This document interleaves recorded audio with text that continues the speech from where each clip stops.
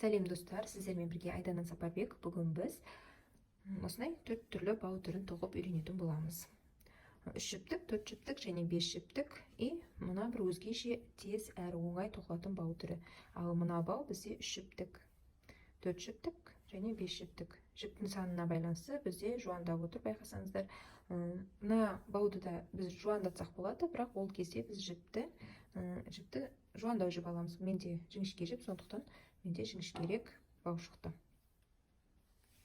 Бұндай бауларды біз қай жерде қолданамыз? Біз пинетке тоққанында, капюшонның бауында, белдемшелер немесе шалбарлардың бауында, осындай тоқыма кедилар тоқитын болсақ, қолданамыз бауларды. Бұндайын сатып алсақ та болады, бірақ егер біз керек түсті таппай жатамыз кейде, өзімізге қажетті түсті, сол кезде осындай түрлі түсті жіптерден өзімізге қажетті ұзындықта, қажетті жуандықта тоқып алсақ болады. Ал бастаймыз. Бірінші біз 3 жіптік бауды тоқып үйренеміз. 3 петля аламыз. 1, 2, 3. Бостау етіп тоқи береміз. Енді 3 петляны тоқып болғаннан кейін оны теріс қарап отырып, екінші петляға кіргізіп, бір жіп шығарып аламыз. Міне бізде крючокта 2 петля болды. Енді 3-ші петляны үшіншісіне кіргізе отырып, 3-ші петля шығарамыз. Міне 3 петля шықты. Енді осы 3 петляны, крючокты шығарамын 3 петлядан, босатамын.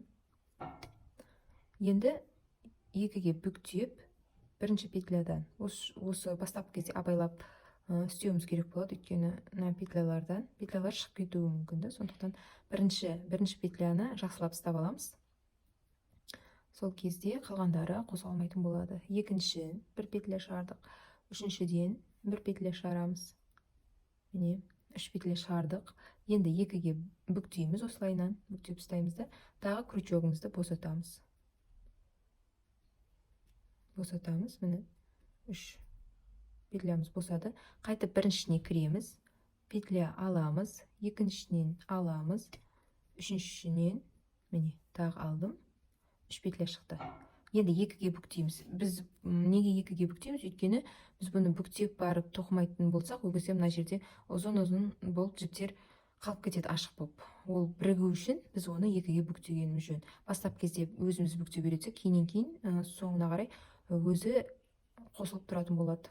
Міне 3-еуін босатамыз. Қайтып біріншісіне кіріп петля набирать етем, екіншісіне кірем, үшіншісі. Міне 3-еуін тағы босатамын. Осылайынан 2-ге бүктеп босатамын. Қайтып біріншісінен тоқимын. Осылайынан үшіншісіне кіріп, егер шығып кеткен болса, ешнәрсе етпейді. Қайтып жіптердің бәрін шығарып, крючоктан бір қатар сөгіп жүріп, қайтып басынан іліп алсаңыз болады.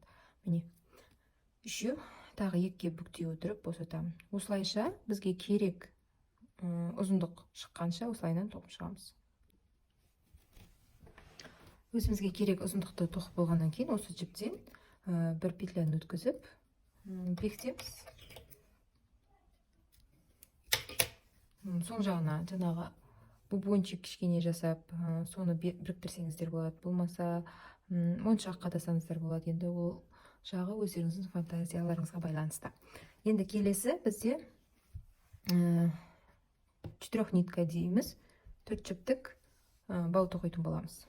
4 жіптік бауды дәл осылайынан тоқылады. Разница только неде ғана. Мына жерде 3 жіппен жұмыс жасайтын болсақ, 4 жіптікте аты айтып тұрғандай 4 жіппен жұмыс жасаймыз. Дәл солайынан 4 петля аламыз. Одан 4 тағы петля шығарамыз осылайынан. Осы екеуін бүктей отырып, 4 петляны шығарамыз. Біріншісіне қайта оралып, тоқып шығамыз. Екіншісі, үшіншісі және төртіншісі.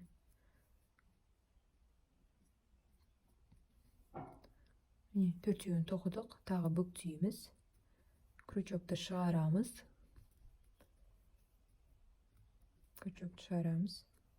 Біріншісіне кіргіземіз.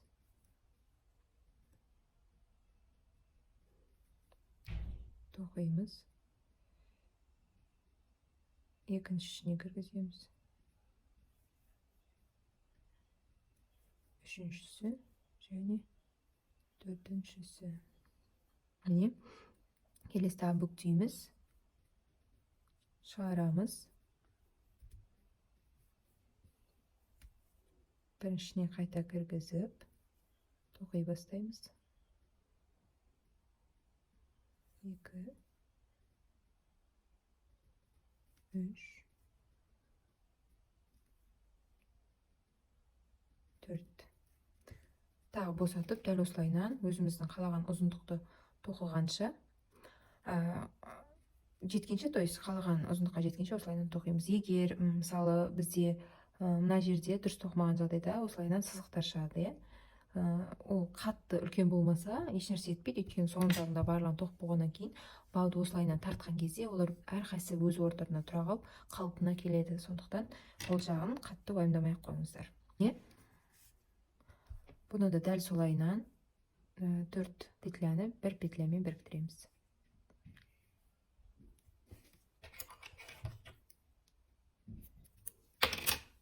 Не осылайынан. Ең соңында 1-2 осылайынан тартып жүрсеңіздер. Енді 5 жіптікте де дәл солайынан тоқылады. Тек бізде разница петлясында болады. 5 петля. 1, 2, 3, 4, 5. 5 петля. 2, 3, 4, 5. 5 петля шығарғаннан кейін 2-ге бүктейміз, крючокты шығарамыз, біріншісіне келіп тоқимыз. 1, 2,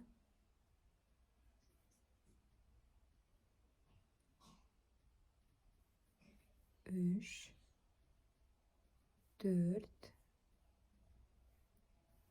5. Қайтадан бүктейміз 2-ге, крючокты шығарамыз, и біріншісіне бастап қайтып тоқимыз.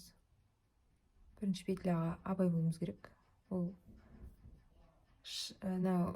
лайнан бірінші петляны тоқып жатқан кезде шығып кетуі мүмкін, сондықтан оны саусағымызбен ұстай отырып басып отырсақ болады. Міне 1 петля, екінші петля, үшінші петля, төртінші петля. Менде мына жақта бірінші петлям шығып кетті, сондықтан оны кіргізіп, жаңа ортада тұрған жіпті осыған іліп, содан шығарбасақ болады. Шығарып аламыз шығып кеткен жіпті. И осыған тағы бір петля тоқимыз, сол кезде 5-еуі бізде қайта түгел шықты. Енді қайтадан 2-ге бүктейміз, крючокты босатамыз жіптерден, қайта біріншісіне оралып тоқимыз. Дәл осылай өзіміздің керек ұзындығымыз шыққанша тоқимыз. Аяқтап қалдым, біріктіремін.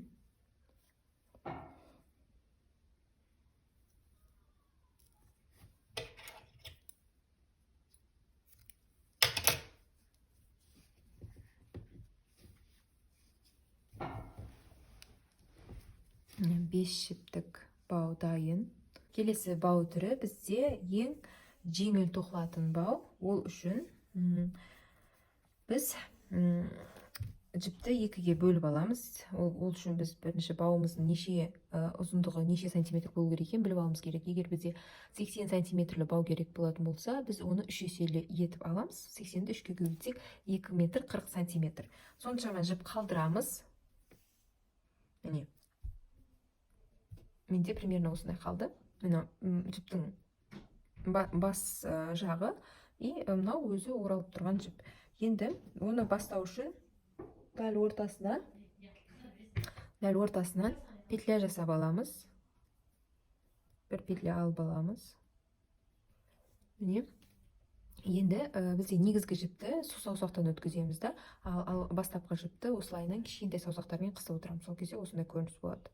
Міне. Енді біз крючокта бір петля тұр, соған 2 петля керек бізге тоқылу үшін, 2 петля етіп аламыз. Оны біз мына жіптің бас жағынан бір крючок ілеміз, бір накид, то есть ілеміз. Бізде сол кезде 2 накид болды. Осы 2 накидтан бір петля өткіземіз. Міне келесі тағы дәл солай қайталамыз. Міне жіптің бастапқы жағынан алу үшін жіптің ішіне кіреміз.